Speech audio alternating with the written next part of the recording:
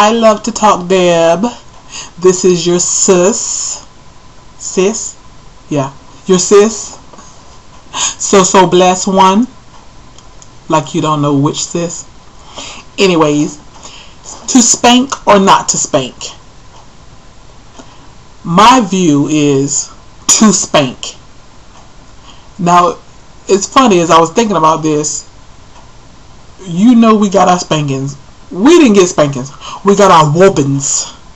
So you would think that we would all decide not to spank because we would say, our mama whooped us, made us pick out our own palmetto stick. The statute of limitations have run out, haven't they? Okay. I don't want them taking my mama away. But, so you would think that we would disagree with spanking. But it's quite the opposite. We both agree with spanking.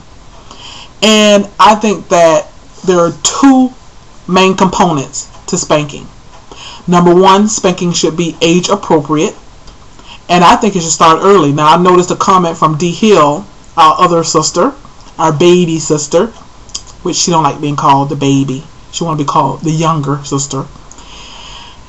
Anyways, I noticed her comment. She said that she doesn't think it should start until you're 5 years old. Well, I totally disagree, because you could have a monster on your hand by the time they get 5 years old.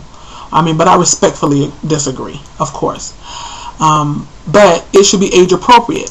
I think it should start somewhere around about age 1, when they are cognizant of yes and no, don't touch, stop. So whatever age that is for your child, but normally it's around about age 1. And believe me, these kids are smart. They know when you say no, don't touch, and they'll look at you and slyly touch anyway. That's the time. When they start doing that, that is the time that you should be spanking. Now, of course, it's age appropriate. A spanking for a 1-year-old consists of a little tap on the hand until they make that little face like, you hurt my feelings. So, and I 100% agree with you. And of course, you know I agree with you because you're my sis. But we do not believe in abuse at all. But spanking, yes. And I think it should start early when they're first cognizant of mommy said no, mommy said yes, mommy said stop.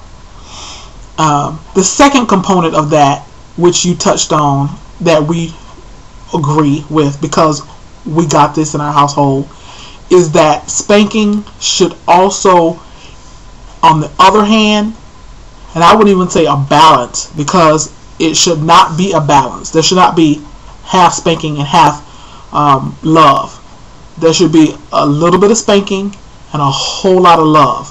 So when you are loving your child, communicating with your child, hugging your child, kissing your child, when your child walks into the room and your heart lights up and your eyes light up and your child sees that your heart and your eyes light up, then your child understands discipline. They don't like it, they don't enjoy it, they don't want it, but they understand it. And that's when you don't have that child running away. You don't have that child calling child services. You don't have that child calling 911, because that child understands that my mom and dad, or whoever it is, loves me so much that when I walk into the room, they light up. But yet I've done something that I deserve this discipline. And the kids are smart. They understand that. Yeah. So, to spank or not to spank? Yeah, I say to spank. But as long as you're doing it age appropriately and you have the right balance of all of that other stuff that I mentioned.